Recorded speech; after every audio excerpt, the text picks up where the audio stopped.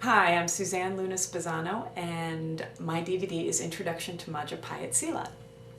I actually want to tell you a little bit about myself. I started in martial arts about 15 years ago. I started with Western boxing. Now, how does a girl from New York who ends up in California go into Western boxing, you might ask yourself. I was new in a really scary town, and a friend of mine had said he had taken a bunch of boxing classes, and he said, I bet you would like this. So I walked into, at the time it was Outlaw Boxing Club, Freddie Roach's club, and I walked in, and I hate to say it, but the smells and the sounds and the people just training, and it all seemed really honest and down and dirty, and I thought, wow, this feels like home in a strange way. So I was new in a new city, and I became a gym rat, and I just trained there every day. I would sweat through 2-3 t-shirts. I had the amazing benefit of being taught by Irish Tommy Barrett, who was my first teacher there, and then Freddie Roach, world-class trainer, amazing. So I've been really fortunate. I got to use my hands really well and get comfortable with my hands. After that, I thought to myself, well, I feel really good with my hands. Why don't I add my feet? So I looked around for a kicking art, and I went and started studying Taekwondo, and got my black belt in Taekwondo under Master Ken Park at Ken's Karate Training in Hollywood. And from there, I thought maybe weaponry.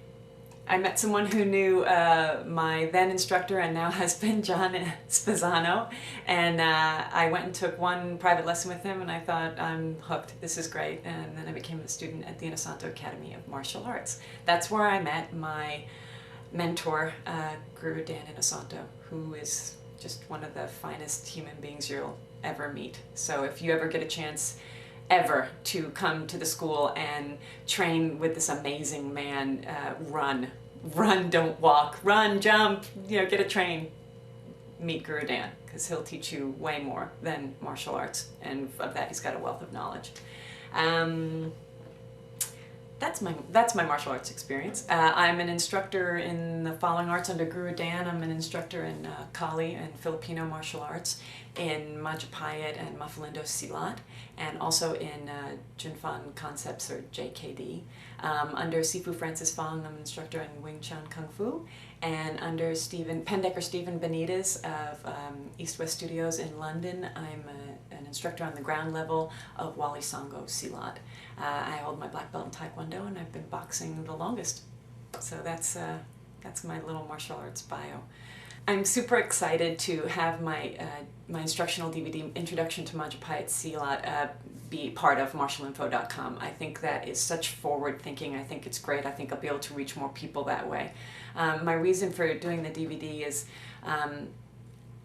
look, the truth is, I'm not the most athletic person you're going to find. I'm not the largest woman, the most freakishly strong woman, but I'm relentless. I don't quit. And when I've decided I was going to do something, I just kept doing it until I got good at it. So what I really want to do is encourage other people that, you may look at some 20-year-old girl who can do flips and whatnot and go, well, you know what, I'll never be able to do that, but maybe you'll be able to take a concept in something that she does, and you'll be able to make it your own, and in that way you'll have made yourself a better person, or a better martial artist, or a stronger woman, or whatever your goals are. So my part of why I wanted to do the DVD on this, aside from absolutely loving the movement, I adore the movement in the Silat, so I want to share that with people in case they can get excited for it and want to put it into their, I always talk about your martial arts well, and filling the well, and filling your arsenal, and just learning as much as you can of as many systems as you can with as many teachers as you can, so that you hope in any situation nothing will look strange to you. You'll maybe have seen something like it, or maybe you'll have seen it itself, and nothing will really catch you or surprise you. That's the goal, and it's a goal where you would have to learn pretty much for the rest of your life. But isn't that the fun and the journey of studying and training in martial arts? I also really want to encourage women, because I think that people put they kind of put a ceiling on what you can learn and what you can do, and there are social pressures, and there are also pressures that you put on yourself, and you think to yourself, oh, I'm in my 40s, I can't start a martial art. Well, I've taught women in their 40s, and they're amazing. It's amazing to see someone just bloom or get excited about something for the first time, something they thought they couldn't do that they then find themselves doing and doing well and progressing. And it's the easiest thing to see when you see somebody walk in the first day and they can't throw a punch, and then by the end the hands are tight and strong and the punch is coming straight in and straight back, and you're like, wow, all right, there's something tangible. Point to that. I can do that. What else can I do? What else can I do in this world that I thought I couldn't do before? So that's why I think martial arts is really, it's been amazing for me, but I think it's an amazing thing that everybody should kind of do. That's what I'm hoping that, putting the DVD out, it marks a moment in my training, but I also hope that it helps, even one person out there do something they didn't think they could do. What advice would I give to students? I would say it's a motto in our house to be relentless in your training. Just be relentless. You're the only one who can say no, and if you don't say no, it doesn't happen, right? So be smart in your training, be safe in your training, but also don't put limitations on yourself. If it doesn't work this way, find another way. Just see that light at the end of the tunnel, or see that goal that you've put out for yourself, and just get there.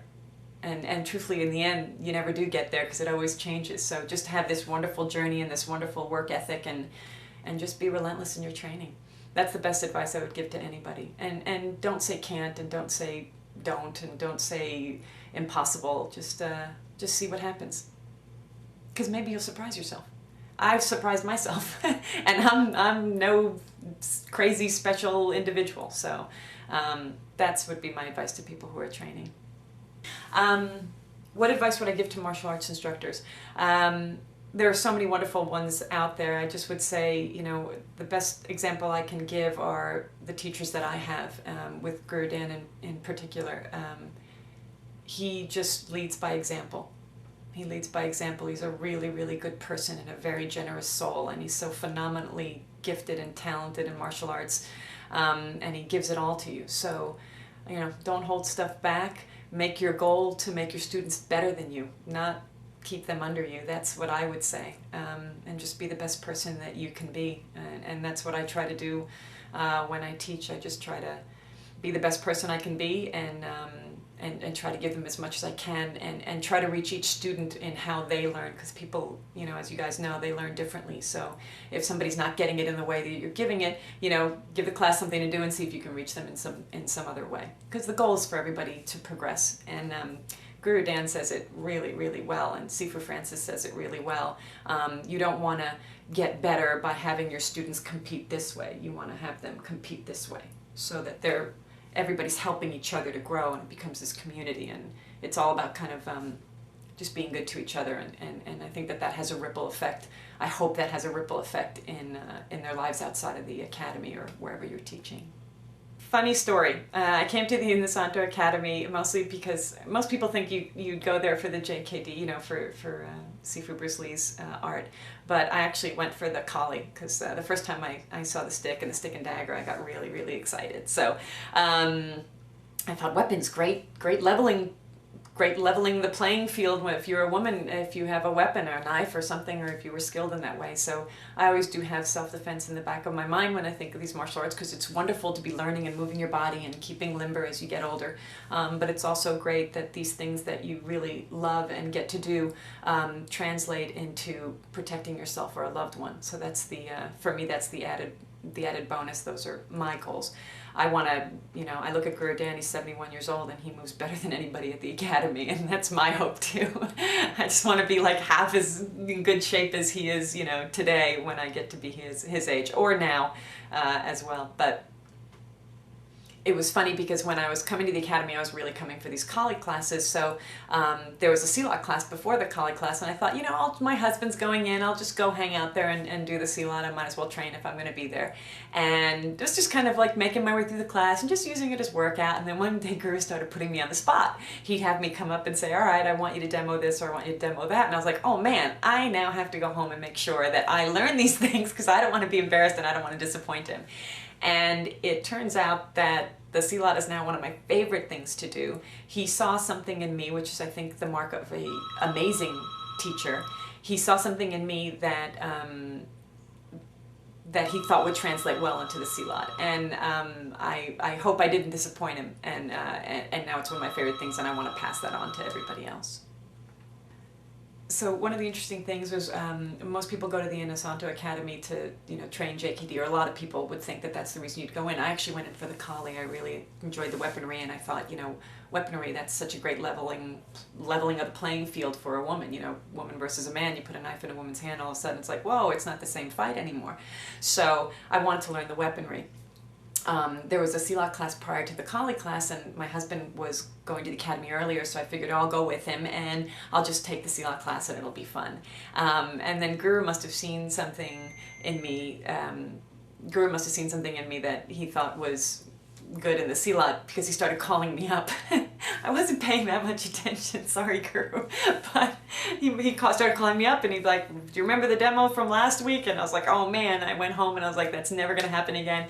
I'm going to take notes and I'm going to study and I'm going to be good at this, because he's bringing me up, and obviously he sees something. So in the end it ended up being one of my favorite things, and that's the mark of a great teacher. I didn't even know I was going to love it, and I ended up loving it, and so I thank Guru for that.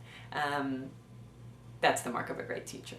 Okay, so thanks for checking out Introduction to Majapahit Silat. I hope you like the techniques, I hope you love the movement, and I hope to see you soon. Thanks.